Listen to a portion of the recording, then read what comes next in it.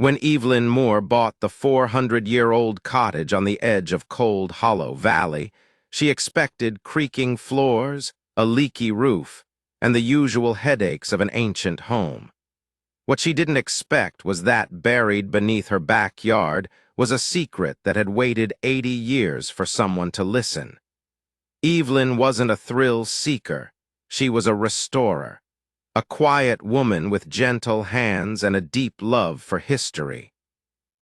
When she found the listing for the abandoned stone cottage in upstate New York, covered in ivy and long forgotten, something in her stirred.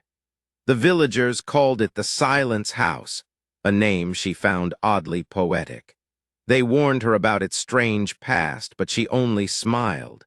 She believed every home had a story, and she was determined to restore this one. During one cool autumn morning, as she cleared the overgrown garden, her shovel struck something hard. She brushed away the dirt and unearthed a metal hatch buried beneath layers of soil. Her breath caught. The iron was old, cold, and deliberate. For days she tried to ignore it, pretending it was just another relic of time. But the thought of it haunted her, the way it waited beneath the earth like a heartbeat she couldn't unhear. One night, driven by something she couldn't name, she returned with a flashlight and crowbar and pried it open. The hinges groaned, and the scent of damp stone and age spilled out like a sigh from another century. Evelyn's flashlight beam revealed an iron ladder descending into darkness. Her heart pounded. She tied a rope to a nearby tree more for courage than safety and began her descent. The air grew colder with every step until her boots touched the dirt floor of a small underground chamber. The space was carved from stone, the walls lined with decaying shelves, rusted cans, and torn fabric. But what stopped her breath was the writing scrawled across one wall in black soot. "Wait night. Fear not safe above. We stay until the silence." The words were trembling, desperate, etched by hands that had once feared for their lives.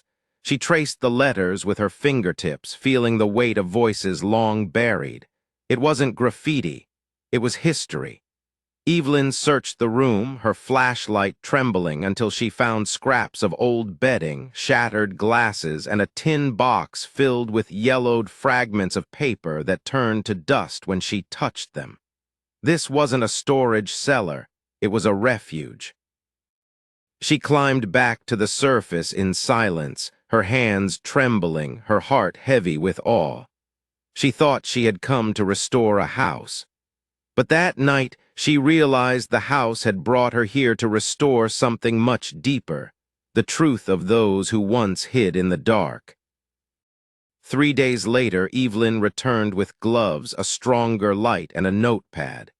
Curiosity had turned to duty. She descended again and explored the far corner where rubble and earth had collapsed into a mound. As she cleared it, her hand brushed against metal, a small rusted box no larger than a shoebox. Inside, wrapped in a child's embroidered handkerchief, was a cracked diary.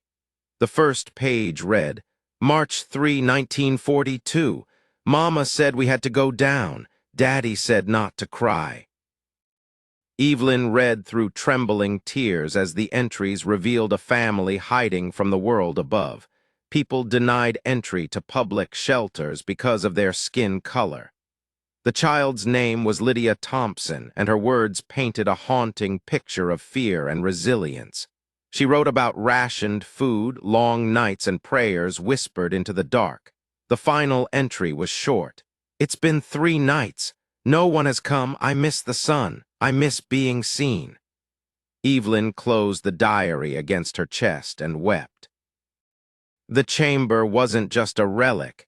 It was a testament to exclusion, survival, and the forgotten humanity of a little girl who simply wanted to be seen. In the days that followed, Evelyn couldn't think about anything else. She searched town archives, newspapers, and census records for any trace of Lydia or her family. Nothing. Their existence had been erased, reduced to silence by history's selective memory. Then one afternoon in the library, she found a single mention, a brief article about temporary work camps for colored laborers built near the valley in 1942. That was it. No names, no photos, no recognition. Evelyn's hands shook as she realized the weight of what she had uncovered. That night, she descended again, not as an explorer, but as a witness. Sitting in the cold chamber, she whispered Lydia's words aloud. "I miss being seen." Her voice echoed softly against the stone, as if the walls themselves remembered. In that moment, Evelyn made a promise.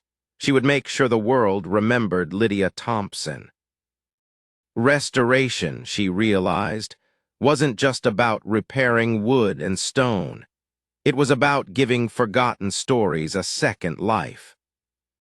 Weeks passed, and Evelyn's search led her to one last living witness, Mrs. Geneva Rowlands, a 92-year-old woman who had lived in the valley during the war. Evelyn visited her, clutching Lydia's locket in her palm. When she mentioned the name Thompson, the old woman's eyes filled with tears. "Yes, child," she whispered. "I remember them. The little girl used to pick wildflowers." Evelyn listened as Mrs. Rowlands spoke of the families who had been turned away from shelters and built their own refuge in secret. For the first time, Lydia wasn't just ink on a page, she was real. That night, Evelyn drove home in silence, the locket warm in her hand. She realized she was no longer just restoring a house. She was restoring justice, identity, and memory.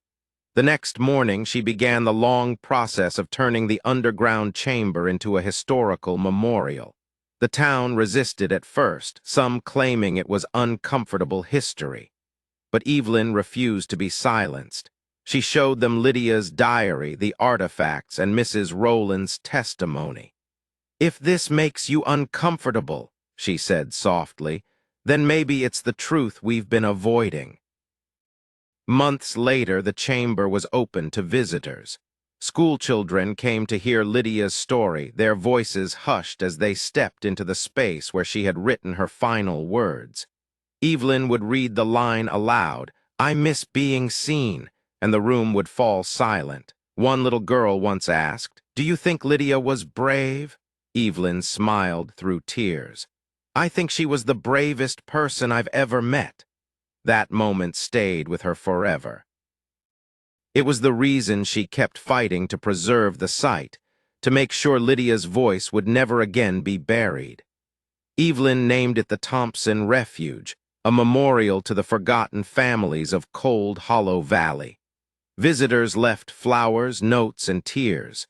Some came out of curiosity, others out of guilt, but all left changed. Evelyn had uncovered something far greater than a secret chamber. She had unearthed a truth about humanity, about the cost of silence and the power of remembrance. Then one quiet afternoon, a letter arrived in Evelyn's mailbox.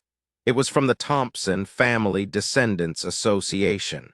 A woman named Marilyn Thompson wrote, "Lydia was my grandmother's sister. We thought she died in the war. Because of you, now we know what happened." Evelyn's knees gave out as she finished reading. The family had survived. Days later, Marilyn visited the house. Together, the two women descended into the chamber. Marilyn ran her hand along the wall where Lydia had once written in soot. "We stay until the silence," she whispered. "I think she was waiting for you." The two women cried quietly, not from sorrow, but from a deep, sacred relief. Lydia was no longer lost to time. Her story had come full circle. Evelyn and Marilyn began collecting oral histories, photos, and testimonies, building a living archive dedicated to the hidden voices of the valley. For the first time in history, those who had been invisible were seen, named, and remembered. Years later, as the sun set over the valley, Evelyn sat by the hatch one final time. The once buried chamber was now a place of pilgrimage.